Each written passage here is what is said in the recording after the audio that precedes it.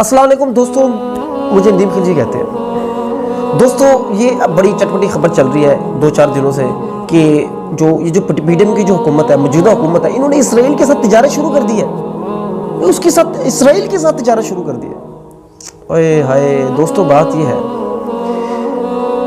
मैं चलो आपको मान लेता हूँ, हो सकता है कि ये खबर गलत हो, लेकिन याद रहे मैं आपको पहले बता देता हूँ, अमेरिका का कोई कारोबारी था, बिजनेसमैन था, वो अपनी जो ना पाकिस्तान की जो खजूरें थी और जो मिसाला जात थे वो इसराइल लेकर गया।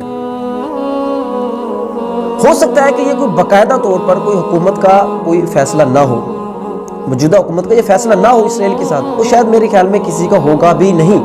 लेकिन दोस्तों मेरा एक सवाल ये है, आप इमरान खान को यहूदी एजेंट कहते हैं, सोचें अगर इमरान खान का ये दौर होता, इमरान खान की हुकूमत होती और यहीं से पता चल जाता कि जब उससे उनके साथ कारोबार शुरू हो गया, एक हमारी जो प्रोडक्ट जो है इसराइल चली गई है, तो सोचिए हम लोग क्या करते, क्या हशर नशर करते इमरान खान साहब को। और मेरे ख्याल में अब तक रोड भर चुके होते, पूरे मुल्क के अंदर जो है ना लोग जो है ना बाहर आ चुके होते एहतिजाज के तौर पे, और 10, 12, 15, 20 रक्षे शहीद भी हो चुके होते और इंसानों की जानें भी शायद चली जा चुकी होती।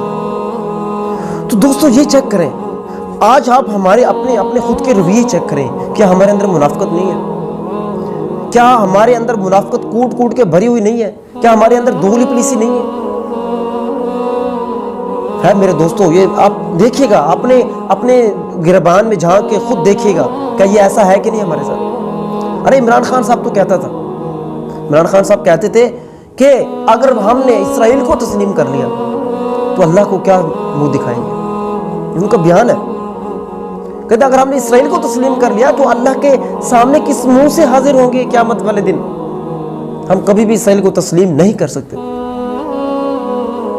तो दोस्तों बात ये है, अब मौजूदा हुकूमत का फैसला था या नहीं था, हुआ या नहीं, इसको छोड़ दे, मैं इस बहस में नहीं जाता, लेकिन कम से कम हम अपने रवैयों को तो चेक करें, हमारी जो सोचें हैं, हमारे जो मुनाफिकाना रवैया उनको तो थोड़ा देखें ना कि हम किस तरफ जा रहे हैं। क्या हम जब तक हम हक को हक नहीं कहेंगे, बातिल को बातिल नहीं कहेंगे, हम कभी भी कामयाब नहीं हो सकते, हम एक अजीम कौम नहीं बन सकते।